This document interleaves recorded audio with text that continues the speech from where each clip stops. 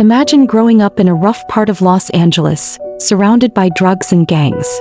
Imagine your parents divorcing before you were born, your father living in a converted garage, and your mother working 3 jobs just to scrape by. Imagine being told you are cute, but not leading man material, that your name is too ethnic, and your face too young. Now imagine that same boy at 19 years old, being nominated for an Academy Award.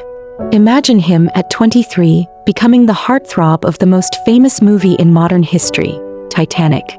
Imagine him turning down blockbuster after blockbuster to play a drug addict, a slave owner, a con man, a Wall Street wolf, and a fur trapper mauled by a bear. Imagine him waiting 22 years to win an Oscar, using his acceptance speech not to celebrate himself, but to warn the world about climate change. This is not a story about a saint. Leonardo DiCaprio has flown on private jets, dated supermodels, and lived a life of extraordinary privilege. But this is also a story about a very specific kind of hope. The hope that a kid from the wrong side of the tracks can become the most respected actor of his generation, and then use that fame not to sell products but to save the planet. Welcome to our channel. Today we are telling the story of Leonardo Wilhelm DiCaprio. And by the end you will understand that hope is not about arriving. It is about continuing to arrive. Again and again and again. Leonardo DiCaprio was born on November 11, 1974, in Los Angeles, California. His parents, George DiCaprio, a writer and underground comic book artist, and Ermeline Inden Birkin, a legal secretary, met in college and divorced before Leo was born. They remained close friends and raised Leo together, though money was tight. Leo grew up in the Echo Park and Los Feliz neighborhoods, a rough area at the time full of gangs and drug activity. His father lived in a converted garage. His mother worked late shifts. Leo was an only child, a dreamer, often alone.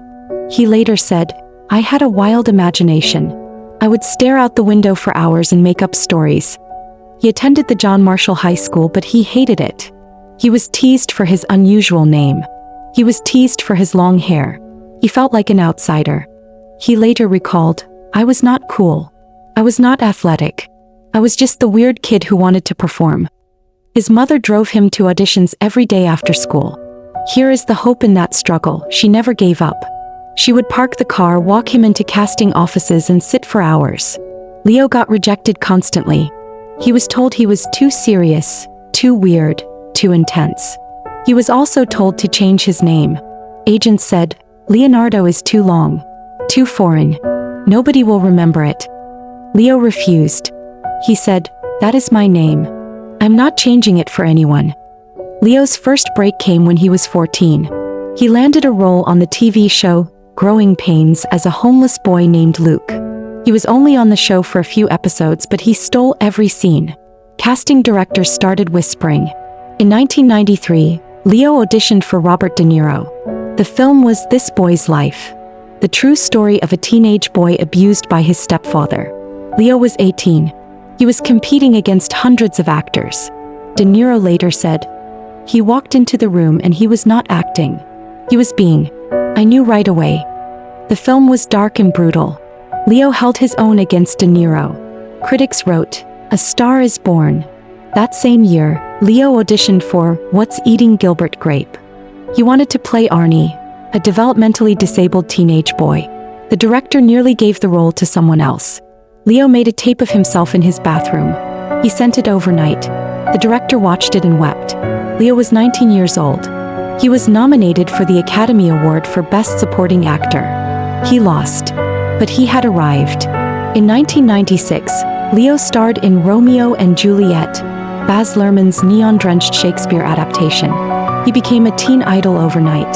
Girls screamed at him on the street. He could not walk into a restaurant without being mobbed. Then came Titanic. James Cameron's epic was the most expensive film ever made. The production was a nightmare. Cameron was a tyrant. The budget ballooned. The press predicted failure. The headline, "Titanic to sink like the ship." Leo was miserable during filming. He hated the cold water. He complained about the long hours. He later admitted, "I wore the same wet costume every day for weeks. I smelled terrible. I was exhausted. I did not think anyone would see this movie." Everyone saw it. Titanic became the highest-grossing film in history. a record it held for 12 years. Leo became the most famous actor on the planet. He could not go outside. Paparazzi chased him everywhere. He dated supermodels. He was on every magazine cover. And he hated it. He later said, "I felt like a zoo animal. People wanted a piece of me. The fame was suffocating. I knew if I kept playing romantic leads, I would be trapped forever." Most actors after Titanic would have cashed in. They would have taken every romantic comedy and action franchise offered. Leo did the opposite. He said no to Batman, no to Spider-Man, no to Star Wars, no to the $20 million paychecks. Instead, he worked with Martin Scorsese, over and over. Gangs of New York, 2002. The Aviator, 2004, for which he was nominated for an Oscar. The Departed, 2006. Shutter Island, 2010. He also worked with Steven Spielberg, Catch Me If You Can, Ridley Scott, Body of Lies, and Christopher Nolan, Inception. He chose difficult roles: a racist plantation owner in Django Unchained, a stockbroker snorting drugs off a stripper's back in The Wolf of Wall Street, 2013, a man struggling with bipolar disorder in The Atonement. Not real, but the pattern is clear. Leo chased darkness, not light. He later explained, "I am terrified of being boring. I am terrified of repeating myself. Every role must terrify me a little.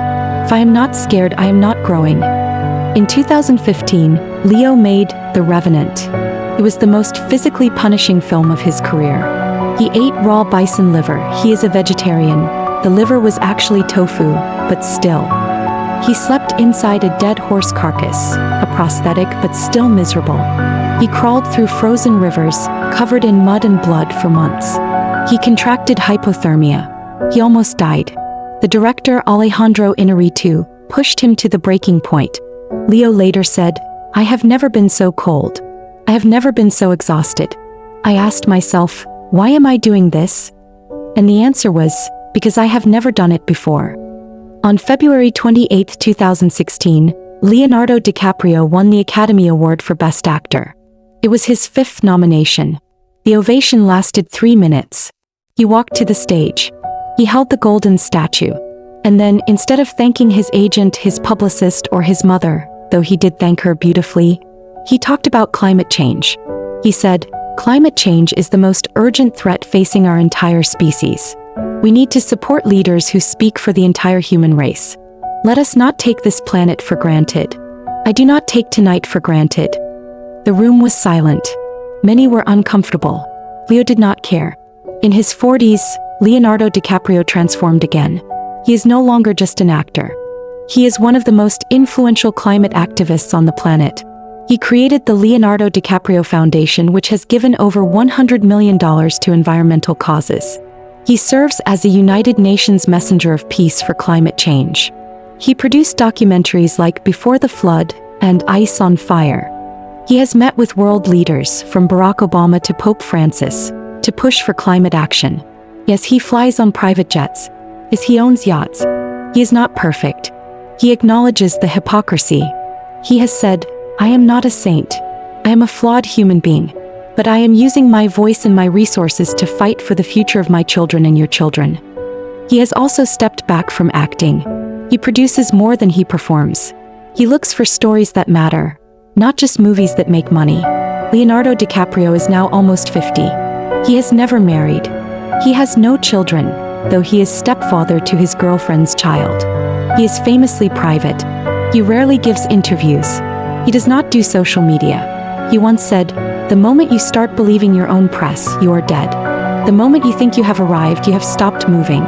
I never want to stop moving.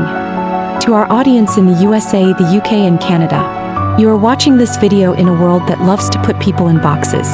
He is a heartthrob. He is a serious actor. He is a climate crusader. He is a hypocrite. He is a hero. Leo has been all of these things, sometimes in the same week. But the hope in his story is this: he never settled. He never took the easy paycheck. He never stopped being curious. He never stopped being angry about the state of the planet. And he never stopped trying to grow. If you feel like you have been typecast by your past, people have labeled you and refused to see the new you, if you are afraid of failing at something new, Remember the kid from Echo Park who refused to change his name. Remember the teenager who hated the fame and walked away from $20 million. Remember the man who, after winning the biggest prize in his profession, used his moment to talk about melting ice caps. You are not what you have done. You are what you are doing next. If Leonardo DiCaprio's journey has ever inspired you, whether on screen or off, hit that like button for every underdog who refused to be put in a box. Subscribe for more stories of people who turned fame into meaning. And in the comments below, what is one DiCaprio performance that changed how you see him and how you see yourself? Thank you for watching. Keep growing, keep fighting, and never ever stop being curious. Fade to black. A slow fade of Leo's face from Titanic to the Revenant. The sound of wind and water. I always thought I would look back on my younger self and cringe. But I don't. He was trying. And trying is all any of us can do. Leonardo DiCaprio,